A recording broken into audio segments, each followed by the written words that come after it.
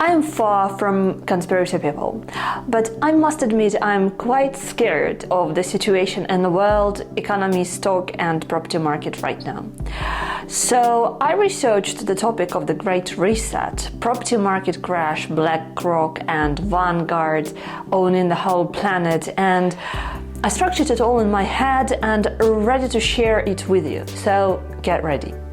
I will tell you about the facts, theories, alternative theories, analyze what's going on and what's going to happen next, and of course also how we can use this situation in our favor. Because at the end of the day, this is my main goal. I feel that there are some opportunities there as well. Hello guys and welcome back to my channel. My name is Anastasia.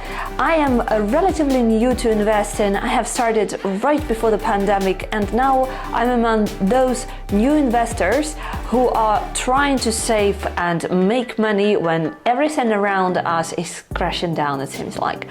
My personal biggest concern is the property market crash, because this is where all of my cash is locked in at the moment. I made a video about it. Click here if you want to see more. As for this video, let's start with the theories of who we have to blame for what's going on right now. It all started with the huge property price increase, coronavirus. Whether you are a pro-vaxxer or anti-vaxxer, you believe in the pandemic or not, this doesn't matter. The fact is that in 2020, all the countries went into strict lockdowns and massive amounts of dollars and other major currencies were printed in the space of 1 year. People were furloughed or sent home to work remotely. These two things sent the prices of the property up. In the UK, the property market has grown by over 10%. In the US, the rise was even higher. Single-family homes, especially those in the villages and countrysides, were affected the most, as people were moving out of big cities because they didn't have to go to the office anymore, and gardens became the priority. Office buildings, on the other hand, got empty. The government in the UK has been trying to battle the pandemic in a way similar to other major economies of the world did. As people got scared of the future, they stopped spending money. So the government started to give out some cash to people for basically doing nothing. To incentivize the property market, we were offered a stamp duty holiday, 95% loan-to-value mortgages, and low mortgage interest rates. In fact, they were the lowest in history. This played well. What happened to property prices, I have already told you. It jumped up massively. Big companies. Not just big companies, but huge companies. One of them is called BlackRock. BlackRock is the largest asset management company.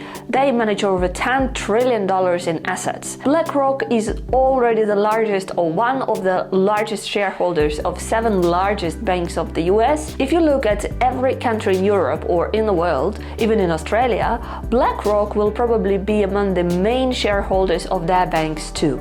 Banking, insurance, even pension funds, it's all connected to BlackRock. So if you use any bank or if you buy an insurance or if you invest into a pension fund, then whether you want it or not, it will probably end up in the hands of BlackRock anyway. The second company is Vanguard. But how is BlackRock connected to Vanguard? The connection is closer than you might think. Vanguard is the biggest shareholder of BlackRock. But guess who is the biggest shareholder of Vanguard? You guessed it. It's BlackRock. So what do we have here?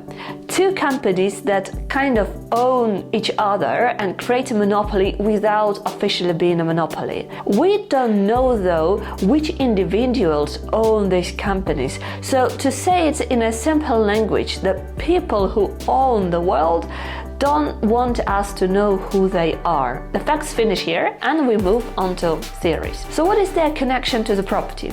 Well, it's been reported that in the US, BlackRock with some pension funds are paying 50% over the asking price for single-family homes, driving the prices up and trying to acquire as much property as they can. Interestingly, BlackRock itself has denied it. They had to release a post on their official website that says that they do take part in the property market by providing mortgages, capital for new housing constructions, investing into multifamily properties, apartment complexes, and so on, but not buying individual homes. In fact, if you try Googling something on the topic, all the main news websites show that BlackRock and Vanguard are innocent. But that's probably because BlackRock owns these websites in the first place. But BlackRock doesn't deny the fact that they invest into property market directly or not quite directly. So would they do it if they thought that the market is about to crash? Now let's move on to the theories of what's next and what is going to happen to the property market. The government is currently trying to stop the inflation. The main tool of how they can do it is by increasing the interest rates, which will make paying mortgages out a very difficult task for an average household, which, by the way, is a very similar situation to what happened in 2008. Eventually, people will have to downsize or sell and rent. Landlords will also try selling, which will lead to the property price crashing. And I think this is pretty much inevitable. The companies will want to see their workers back in offices very soon, since we are pretty much over the pandemic, or so I want to think. This in turn will mean that those people who moved out of big cities to the countryside and bought houses in the countryside will have to move back and sell their houses, or they will have to quit. But considering the current mortgage rates, they will most probably have to sell the houses because they will find it very hard to pay the mortgages out. So those areas that saw the biggest increase during the pandemic will now see the biggest fall in price. Is it possible and does it make sense? To me, it does. Analyzing the events and the steps that the government has taken so far, what do we have? First, they put us in lockdowns, making people buy or rent houses in the countryside. They incentivize the market by offering people cheap loans, stamp duty holidays, and free cash for doing nothing. And then, just 1 year later, the bills prices skyrocket, the interest rates increased by 3-4 times with the speed of the light, not allowing anyone to adjust to the new reality.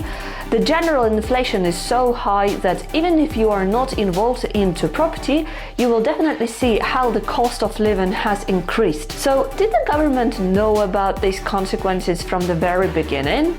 Of course they did. Did they plan it, trying to screw us over?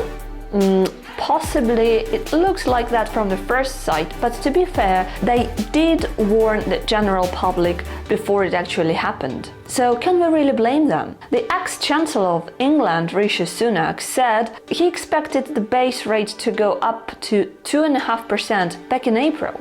I personally read that article and didn't believe it. He said that those with a mortgage without a fixed rate will suffer. So it was not a secret. Therefore, it's not fair to say that people didn't know or weren't warned or didn't have time to prepare.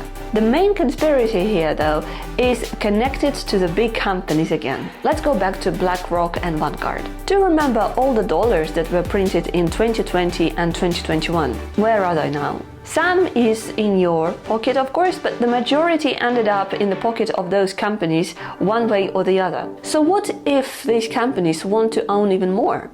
So the plan is to force people to sell their homes by making it not possible to continue paying the mortgages, to be able to repossess those homes and buy them out with the cash that they already have right now. This way, the money stays within the company, and at the same time they acquire the enormous numbers of new properties. The only good thing in this scenario is that crashing the price much doesn't make much sense, because first of all, they own a lot of properties anyway, and secondly, because more individuals will be able to buy the property outright. So it is in the interest of BlackRock and Vanguard to keep the prices up. Does this theory make sense to you? Let me know in the comments. The World Economic Forum. And now let's move on to the cherry on this cake. and that is the World Economic Forum. The World Economic Forum is the most important event of the year where political and business leaders meet to discuss the problems that influence the global economy. Among the most famous participants of the World Economic Forum, there is King Charles, for example, who, by the way, was the first person to use the term of Great Reset. The leaders are supposed to discuss the current problems and find solutions. The solution that was proposed there is somewhat strange, weird and freaky, because it sounds like this.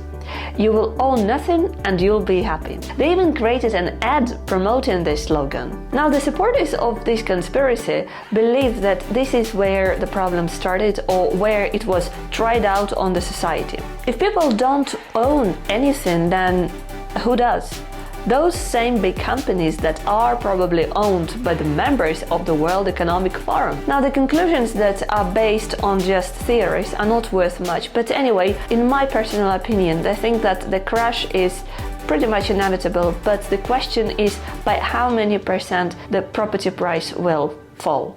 Also, coming from the country where I haven't seen one good decision from the government, I don't expect government to take much care of me. I feel like I have to take care of myself, and that's exactly why I don't believe in pensions. But at the same time, I don't want to believe that the world is full of evil people, and such evil people are in the government or in big companies like BlackRock or Vanguard, who actually do want to organize the Great Reset and make everybody poor whilst they will get really rich. I do get concerned though when I hear the phrase "you will own nothing and you'll be happy," because that's not necessarily what I want to do and what I want to have.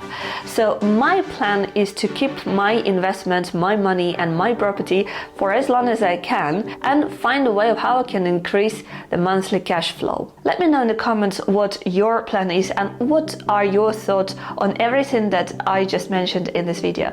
Thank you very much guys for watching me today, and I hope to see you soon in my next video. Bye bye.